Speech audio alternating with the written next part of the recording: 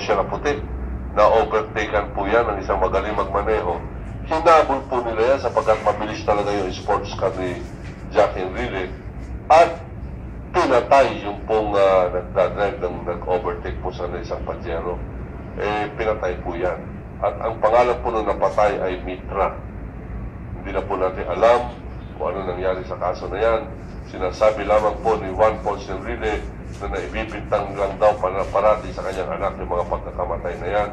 At sa kadahilanan na yan ay mukhang sila raw po ay inaapi yata sapagkat binibintang sa kanila yung mga nakabangga ni Enrile na namatay, ni Jack Enrile na namatay, na wala naman daw pong kagagawan yung kanya pong malaanghel na anak ng pangalan ay Jackie Enrile.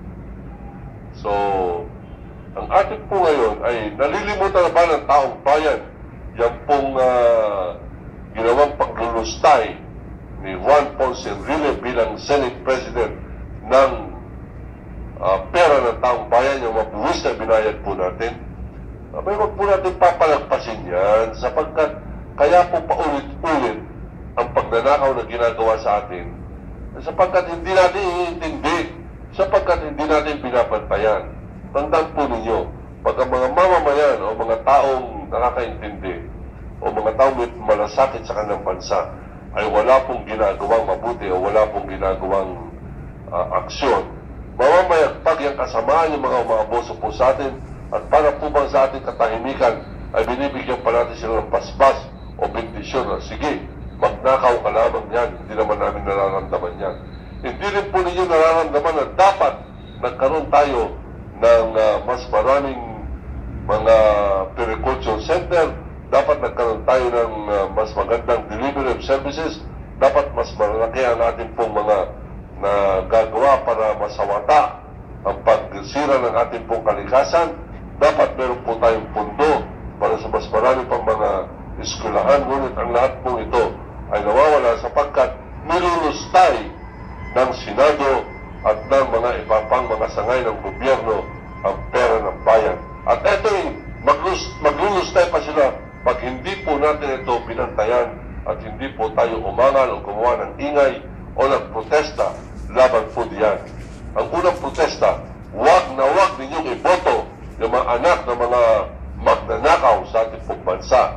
Wag na wag ninyong iboto yung pong sumasalaula sa ating saligang batas. Huwag ninyong iboboto yung mga pangalan na yan, Pilay, Enrile, Angara. Yan po ang ating paninindigan dyan. Huwag po natin boboto pati yung bilyar. Gumawa po kayo ng sarili ninyong mga listahan kung ano yung mga dapat ninyong iwasan. Pero baka malito po kayo pagpunta ninyo sa botohan, imbis na yung mga ang madala po ninyo yung mga 12 dapat po ninyo iboto. Ang madala ninyo yung listahan ng mga hindi ninyo iboboto, eh patay tayo dyan.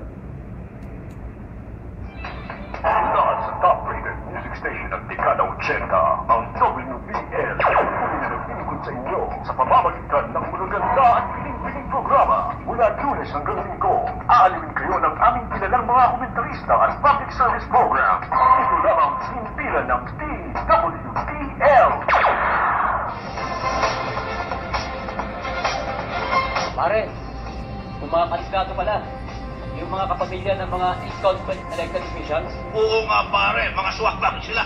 Teka, hindi ba pinagbabawal ng saligang batas ang political dynasty o yung paghawak ng political positions ang galing sa isang angkan, isang pamilya at magkakaapelido? Tama ka pare. Ngunit hindi ito iniintindi ng Kongreso at Senado. Kasi dyan, nag-isipa na mga political dynasty. Oo nga pare, nandiyan ang angkan ni Marcos, nandiyan ang angkan ni Estrada, Binay, Villafuerte, Villar, Enrile, Cayetano, bawang mga sugapa sa kapangyarihan at pwesto sa gobyerno.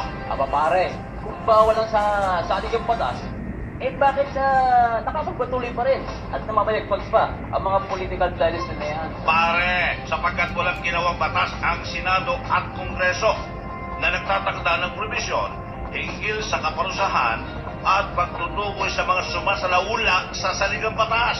Pare, may hirap pala yan. Ano ang solusyon? E di ang saligang batas din na magtatakda ng people empowerment o kapangyarihan ng mamamayan na magpasa ng mga batas na iniiwasan o ayaw isabatas ng Kongreso at ng Senado. Paano yan?